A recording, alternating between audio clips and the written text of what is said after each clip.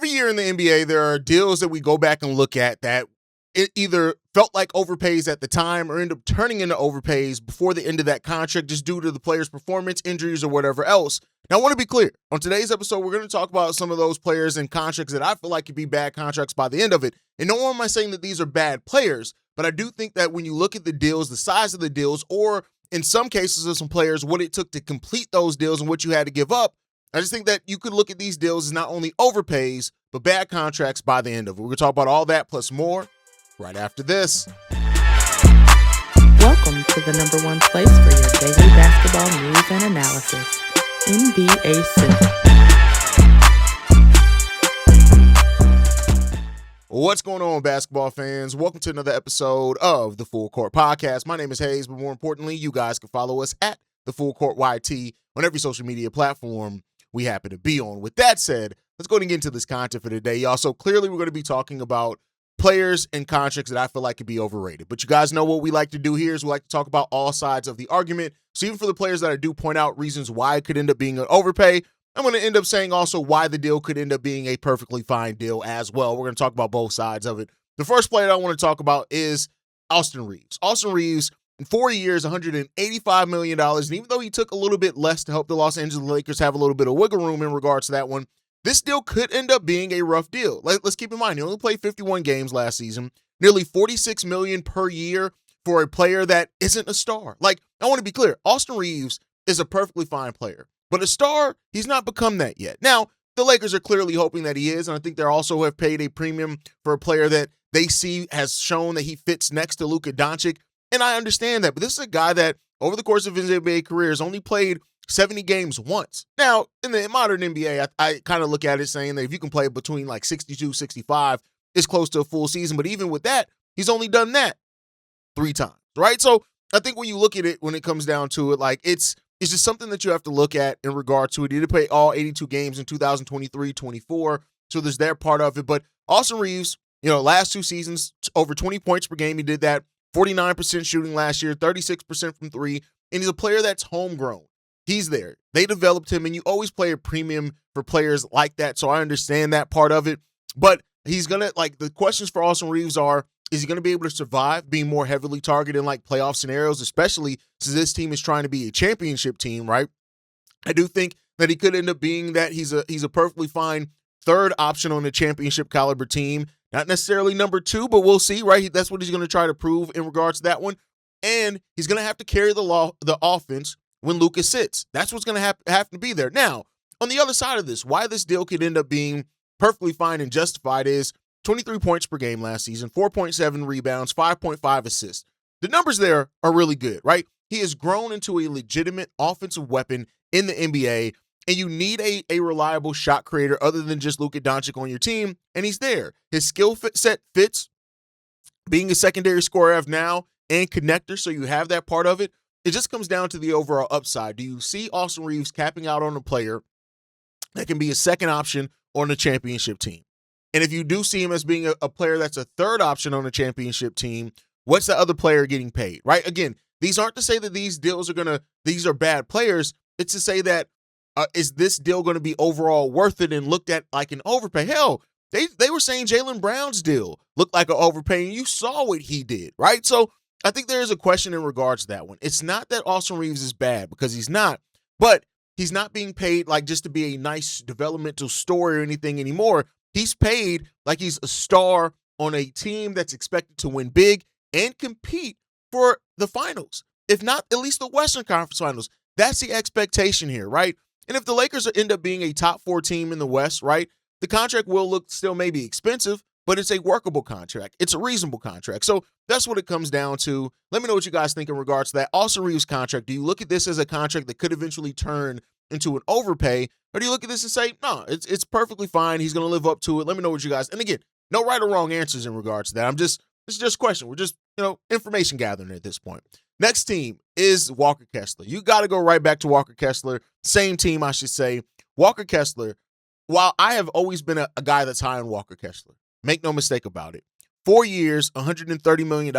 Even as a contract, when you look at what some of the backup centers in the league got, it's not bad, right? But then when you factor in the trade aspect of that, right? You're paying him $32.5 million per year, which is really good, right? But for a player that so far has shown you defense mainly, you still do need that. He's not necessarily a lob threat. He's not a rim running big either. I wouldn't call him that. He's going to have to be more than just a shot blocker and rebounder. Now, for what it's worth, I do think he's there. He's an elite rim protector. He's a player that is going to provide a lot of the defensive structure that they need around Luka. Absolutely. You look at what he can do to anchor a defense, and if he becomes an all-defensive type player for the Los Angeles Lakers, this still is going to make sense right away. Top 10 centers in the league, they raise their value quick, right? But I think we also have to get into the number of games played. While I think a big chunk of that has been because of, the tanking of the Utah Jazz, other than last season where he had a legitimate injury that shut down the season. The part of this isn't just the contract, because I do think the $32.5 million contract is actually a pretty reasonable contract. But then when you get into unprotected first-round picks in 2031 and 2033, the pick swaps, I'm not somebody who's really down on pick swaps. Like, we'll end up seeing what happens there. There's a huge possibility that the Lakers pick could be better than the Utah Jazz, so they're not going to swap them anyway in 28 and 30. But the 2031 and the 2033 first-round picks, that is the big part of this, right? Because the contract itself is, you can see Walker Kessler living up to that.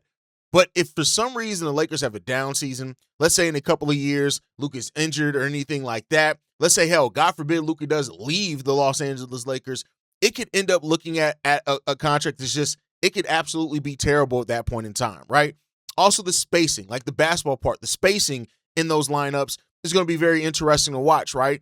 And so he's so far been offensively limited in his career. I do think he has more of an ability offensively than what he got to show for that Utah Jazz team. But I'll say this, if the Lakers end up becoming a top 10 defense with elite Kessler's providing elite rebounding, he gets some all defensive or God forbid defensive player of the year buzz around him, and the playoffs and the lineups in the playoffs still work and those rotations are still good, then that's what you get to, right? You don't need Walker Kessler to score 20 points per game for him to live up to the contract. But I think at $130 million, he's going to have to be more of a two-way factor than just a defensive specialist, unless that defense is truly, truly elite. If he's providing mainly just defense and he is a defensive player of the year candidate, throw all that out the window. But the draft picks of this is still what makes this the most crazy part about it. And I guess we'll see. But, overall, I hope that Walker Kessler really thrives in LA. He's a player that I've liked a long time. I've wanted him on my Chicago Bulls for a while. We could have drafted him instead of Dalen Terry. So hopefully that ends up like Walker Kessler puts it all together. And I do think that the upside of Walker Kessler and what he could eventually mean defensively is there. There is a possibility of that. And we'll just see, right? So when it comes down to it, the question, because we talked about two Lakers players here before we move on to other players, I want to ask you this. Which deal do you think is the biggest risk for the Lakers? I probably look at it and would have to say it's probably Walker Kessler. I think Austin Reaves, it's not a question about if Austin Reaves is going to be good and put up a lot of points for you. The question is he going to justify that contract? Walker Kessler, if for some reason those injuries, maintain and come over to the Los Angeles Lakers, if he maintains being offensively limited, or if he gets played off the court like we've seen some kind of bigger non-mobile centers get played off, and just in some series they're not really as playable or as potent, I think that Walker Kessler deal could become the riskier deal. But let me know what you guys think on that part down below. Now, the next player I want to talk about is Trae Young. Y'all know I'm not the biggest Trae Young fan, right? 4 years, $212 million from the Washington Wizards in regards to this deal. That's $53 million per season. Now, let's talk about the positive side of it. He's a four-time All-Star. He has career averages of 25 points, 9.8 assists, which is elite, right? Then when you look at it, he theoretically can make life easier on AJ DeBonsta, Alex Sarr, those type of players. But the thing is with Trae is that he has to be the offensive engine to be the best version of himself. He has this reputation from some as like this Steph Curry three-point shooter. He has never been that. He's always been inconsistent from three, and that's where you have to get, you have to worry about it. That's why the Atlanta Hawks eventually moved on from Trae, because you have to play Trae Young basketball when you have Trae Young on your team.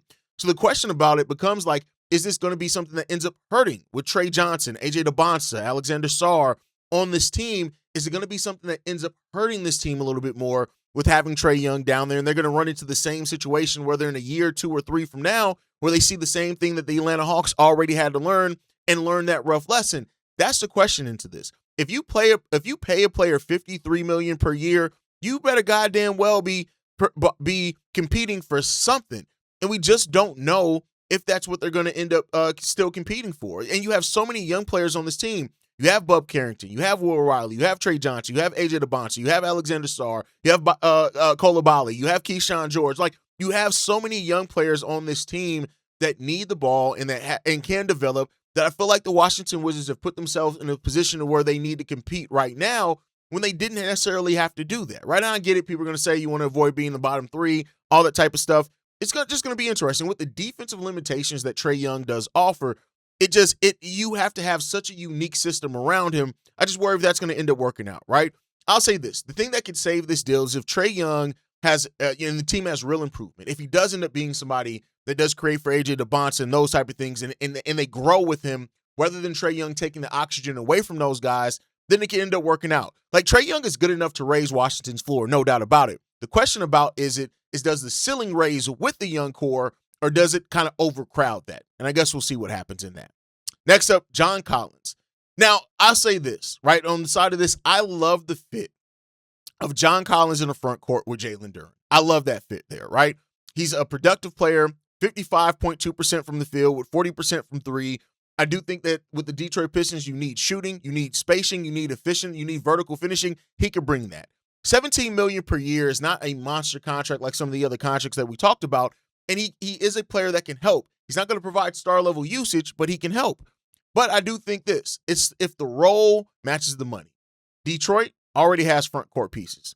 He's the fourth or fifth option probably at best offensively for you. And is he going to be able to close playoff games? With the Detroit Pistons, so much of the questions that were left in their season is, can they make the next step in the postseason? I don't know if John Collins provides that, right? If he can close in that. He doesn't provide any rim protection or really defenses at all. And if his touches are limited, his offensive value gets mitigated quite a bit because he doesn't provide really good defense in regards to that, right? Now, I'll say this. What could save this deal? If the spacing, the vertical finishing, and if he gives 25 plus really strong minutes and he proves himself to be useful in the playoffs, it's there. John Collins is not the type of contract that's going to destroy your team or anything, but it can be annoying if his role shrinks and you just see he's just not like that when you need him the most. And that's the questions. He's a perfectly solid role player, but at 3 years, $51 million, $17 million per, it felt like an overpay when they gave it to him. I think it ended up being an overpay as well also. The last player that we're going to talk before we get into our two honorable mention is Mitchell Robinson. 3 years, $47 million for a player that averaged 5.7 points, 8.8 rebounds, 1.2 blocks, and under 20 minutes per game. That's the thing. He's probably going to be a backup center at $15.8 million per year for you, which is really expensive. And if he starts, then of course the offense and the spacing concerns are going to be there. He's going to have to be, much like we talked about with Walker Kessler, damn near elite defensively and rebounding-wise to justify the role. And while Boston didn't need front court depth, did you really need were there that many takers for him? Or because he was just on the championship team, was his agent able to negotiate that? Now, Boston needed size, right? You need that. You needed a new interior identity after all the roster changes that happened on that front court. The physicality could absolutely matter in the playoffs as well. And I do think this, at best, the best version of Mitchell Robinson is that he changes possessions without needing plays called for, without needing offensive touches a lot of the time, with his offensive rebounding, his ability to block shots, get you out in transition, those type of things. I think that, for a starting role, elite rebounding, rim protection, okay, cool. You're betting on a tougher inside presence. But if he ends up not being a starter for you, if he ends up kind of shaking when it comes down to that, it could be a little bit of a problematic signing for the Boston Celtics in the long run. Two honorable mentions that I want to talk about on here is Mamu with the Lakers. 4 years, $52 million seems like a lot of money and more than most people were projected. A lot of Lakers on this, right? $13 million per year for a player that is probably just going to end up being a depth piece for you is there. But I will say this. He can shoot, he can score, and maybe with an increased role and need for what his skill set is, maybe he flashes a little bit more and makes that make sense. But an honorable mention here. And then also Dean Wade. 4 years, $39 million for a guy that averaged 5.3 points, is a really good defender, and has that 3-and-D moniker that he's earned. I think he has below average usage, and therefore you have to worry about it. Now, it's not a headline disaster, right? That's why these guys aren't mentioned in some of the other cases, but I do think that is something that you have to look in regards to that one. But let me know what you guys think. Any other deals that you think could end up turning into drastic overpays for what they gave up to get those players this offseason? Let me know what you guys think about that part down below. But that's going to do it for today. Make sure you guys hit that like button, subscribe to the channel, hit that notification bell if you never want to miss an episode or a live stream. You can follow us at the Full Court YT on every social media platform. You can also send us any feedback, questions, comments, concerns. NBA Central Show at gmail.com. And then lastly, if you want to leave a text message and our voicemail for the mailbag, the number to do so, 773-270-2799. We are the #1 spot for everything basketball and NBA related. I'll catch you guys the next time I feel like making a video. Probably tomorrow. Peace, y'all. Been a presentation of the Breaks Media.